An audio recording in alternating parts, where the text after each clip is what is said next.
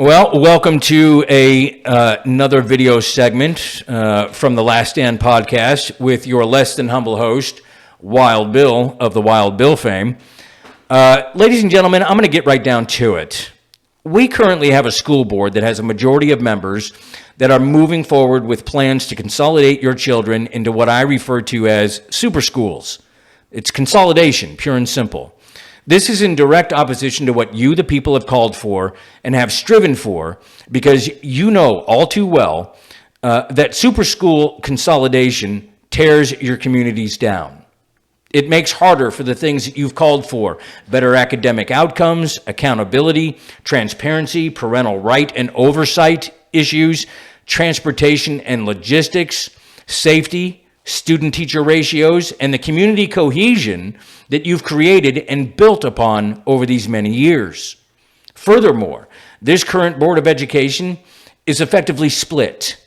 You have a majority of 4 that seeks to consolidate schools, beginning with your high schools, and then you have 3 board members that I refer to as the Trident Rebellion, 3 board members that are opposed to consolidation for the following reasons: better academic outcomes, accountability, transparency, parental right and oversight, transportation and logistics, all the things that I just mentioned a minute ago. Make no mistake, folks, if this board has its way, you're going to see the shutting down of your community schools. And the only reason that they've gotten this far in their planning is because they've been able to hide the truth from you, manipulate the information that's been given to you, and restrict and outright deny, in some cases, your ability to have input in various school board meetings each month. The majority of the board members have already decided what's to become of your schools, which schools live or die by their plans. And they're actively keeping you in the dark about what this is going to mean for you and your families and your kids, and they've kept you in the dark about the real costs, both financially and academically. For a decade or more, going all the way back to Ridgecrest, you've told your elected officials that you wanted your community-based school systems to thrive and to be given the attention that your schools and your kids deserve. And year after year, you've been ignored. Your schools have been ignored. And now we're in a place where we're faced with making a decision, both financial and academic. And the majority of the board has decided that what you've been calling for is to be denied, ignored. They know better than you what your children and what your families need with regard to education, and in this case, the location of your schools. Right now, we're literally trying to bring our community schools back from the structural dead.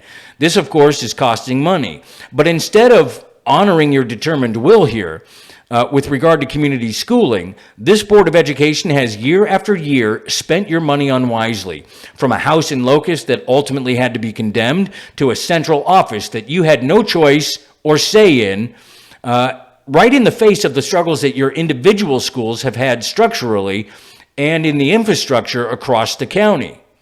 And then, after ignoring the people's request for strengthening your community schools, they have the audacity to try to convince you that school consolidation is the only choice that you have, when we know that we could undertake extensive renovation and expansion programs that could save your community schools, and you won't have to be on the hook for tens of millions of dollars down the road for just 2 high schools.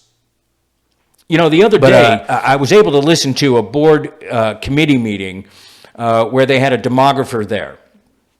And they were given, these committee members, they were given a scenario-based options package.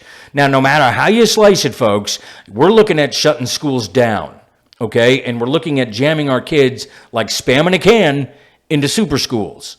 And by looking at the maps, you already know what kind of nightmare this is going to be for your families, your kids, logistics, transportation. And from my perspective, it puts at risk the other categories that I mentioned earlier. I'm not even talking about, getting into the curriculum and subjects of rigorous study that need to be overhauled. I'm just looking at the location of these schools under their plans and what it actually does to your communities. Every day, I see parents and taxpayers calling for spending our money better, right? Wisely. For supporting our community schools better, for putting an end to wasteful and unnecessary spending of our tax money. And every school board meeting, what I don't see is your voice. And that's because the school board majority, headed by the chair, Robin Whitaker, have engineered meetings to restrict and deny the people from speaking with articulation on what they want for their schools. And they've purposefully kept the people in the dark about what's coming down the pike and why it's coming down the pike and what it's ultimately going to cost the taxpayer and your children down the road. The bottom line here, folks, super schools are going to cost somewhere in the neighborhood of $100 million for each school. This is for like a 2 or 3 high school system that they're looking at. And you'll not only be left with the nightmares of this redistricting decision that they made without your input, but you're also going to be on the hook for millions of dollars for these 2 new high schools that are just the beginning in the consolidation effort. Oh, trust me, folks. It's not just going to be the high schools that they're going to want to consolidate. You're going to undoubtedly see calls for consolidation of your middle schools and ultimately your elementary schools down the road if they get their way. This is not what we called for, folks. This is not what we voted for. And after what we learned about our schools during and after the COVID years, this should not go unchallenged by the people that this board is supposed to represent. I mean, damn their efforts to keep you in the dark, folks. Damn their efforts to keep you in the dark. Damn their efforts to restrict you from speaking, as they will do if they approve their latest endeavor to change meeting rules for June and July, and quite possibly any other month that they decide down the road. Yep, that's right, folks. This board is currently deciding on whether or not to be able to hold remote meetings by phone or by virtual means, which, unless technology is able to support it, you're not going to be able to be present at these meetings, folks. They'll be held virtually or telephonically, and you'll not have any ability to have any input, no opportunity to have your voice heard, to be able to address the logistical and academic nightmares that you're about to undergo if they get their way. I have a podcast, if you haven't noticed, that speaks to these things, okay? It's the Last Stand Podcast with Wild Bill Schaefer. You can find it on Spotify. I know it's on Apple. It's on a few other podcast outlets. Look for the episodes where I talk about this school board. You know, you've got Behind Your Backs, my comments to the Board of Education, Stanley County School Board Smoke, Your Voice is Vital to Victory, and the latest episode, which is titled A Call to Action 1. The first and foremost thing that you're going to learn from these episodes, folks, is the board majority's effort to keep you in the dark about what's going on, and their effort to keep you silent about what it is that they're doing behind your backs.